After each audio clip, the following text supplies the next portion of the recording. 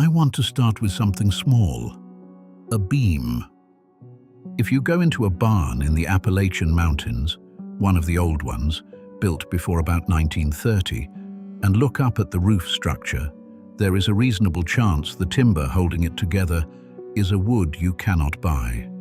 Not expensive, not rare, unavailable.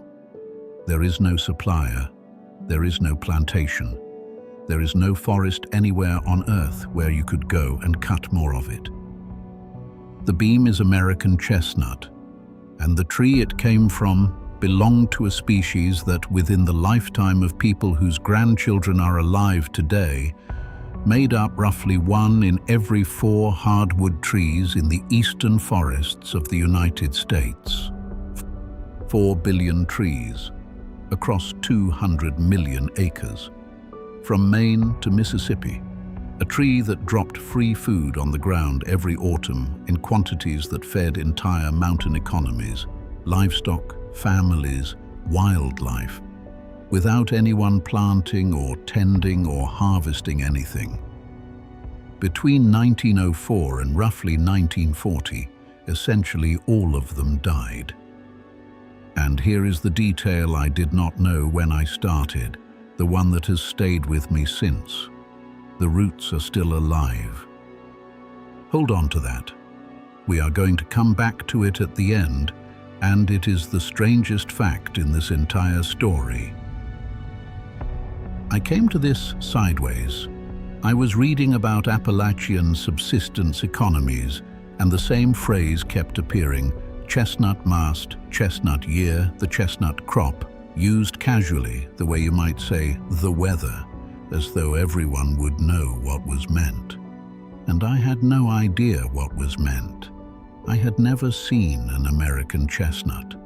Almost nobody alive has. Let me give you the scale properly, because the numbers alone do not land.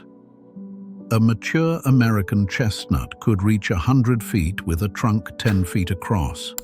Photographs from the early 20th century show lumber crews standing in front of felled trunks taller lying on their sides than the men are standing up.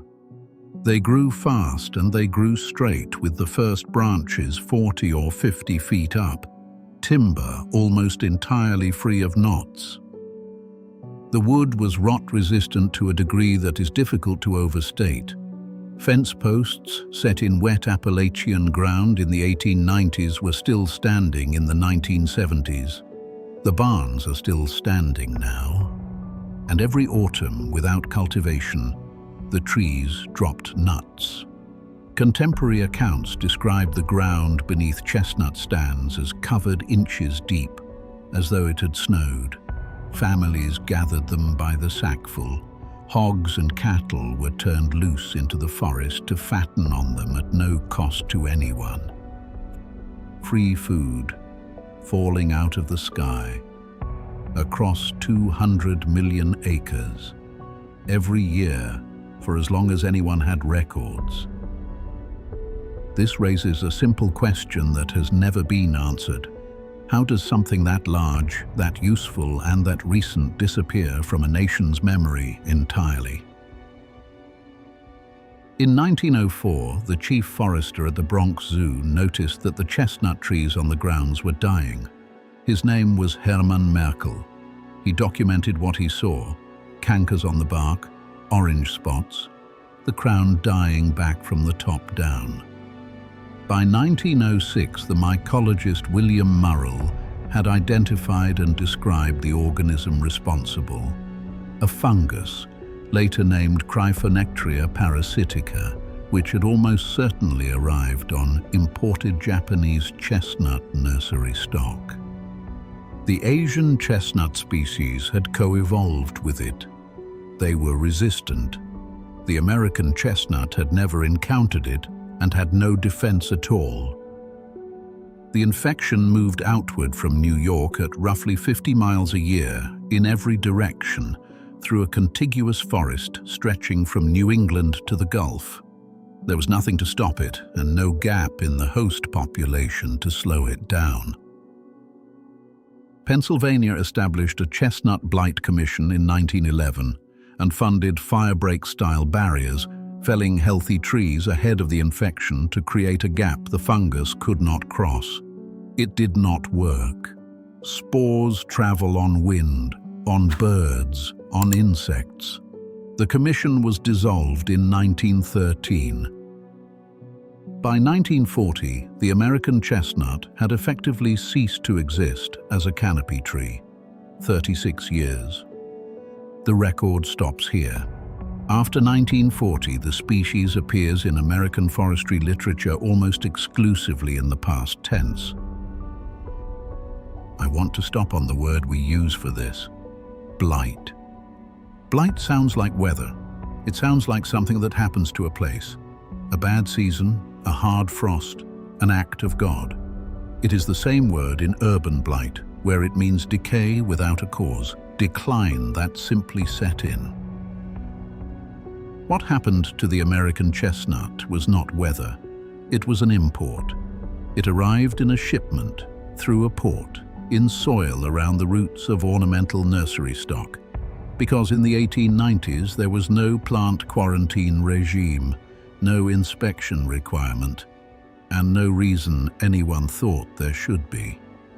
The Plant Quarantine Act was passed in 1912, 8 years after Merkel's report, and far too late to matter. And here is what I find striking. The early scientific literature did not use the word blight the way we do now.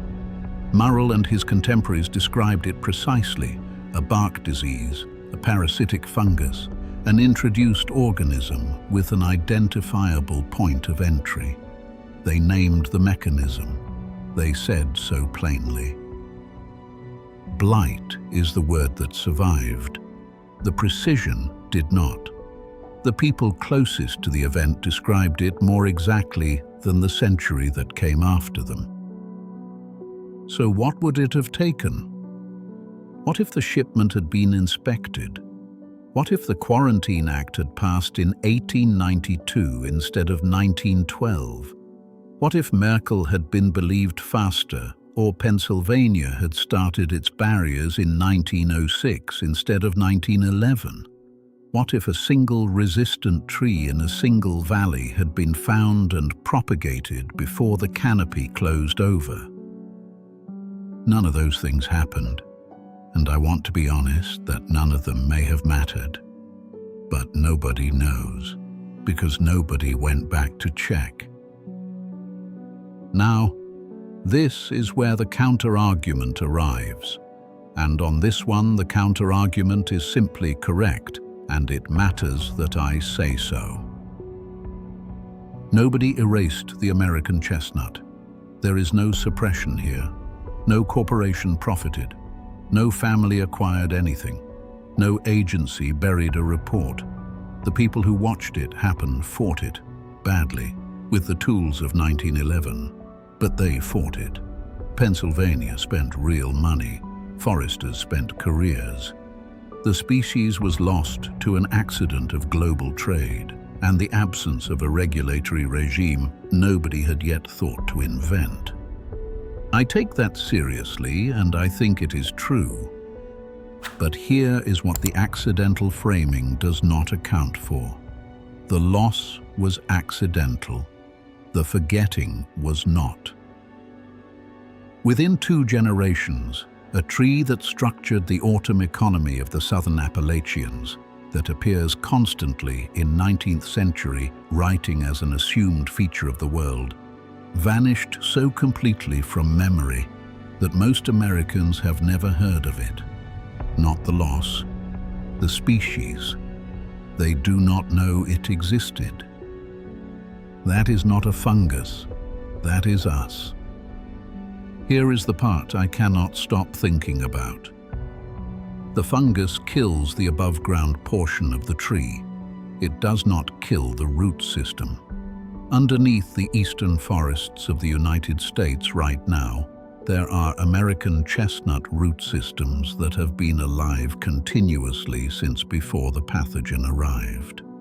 Some are well over a century old. Every few years, they send up shoots.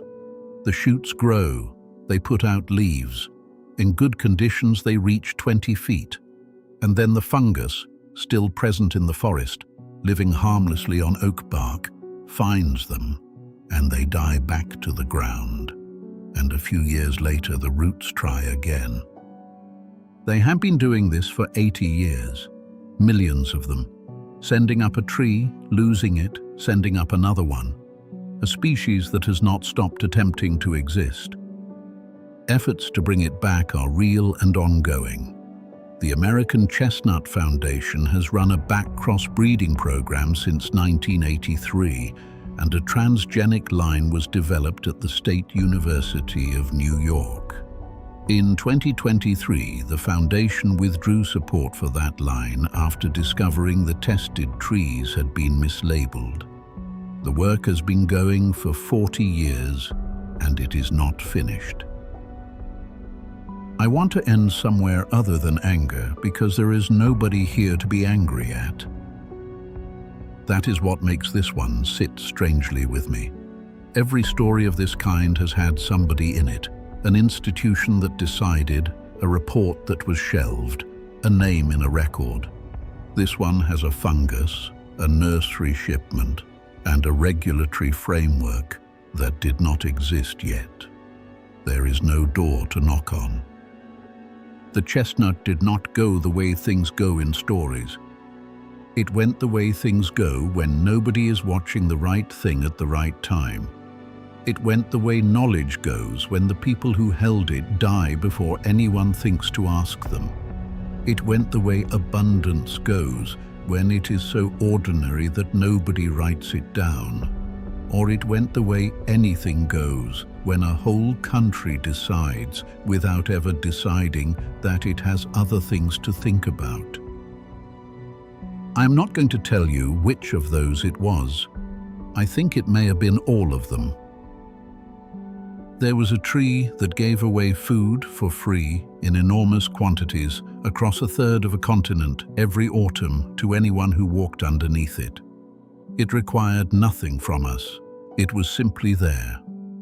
And it went away in 36 years, and we forgot it so thoroughly that its absence does not register as a loss, because you cannot miss something you never knew was there. The roots are still alive. They are still trying. 80 years, and they have not accepted it. I do not know whether the breeding programs will work. Nobody does. But I think about those shoots, coming up every few years out of a 100-year-old root, reaching 20 feet and dying, and it is the most stubborn thing I've ever read about. 4 billion trees are gone. The roots are still down there in the dark, trying. Nobody is counting them.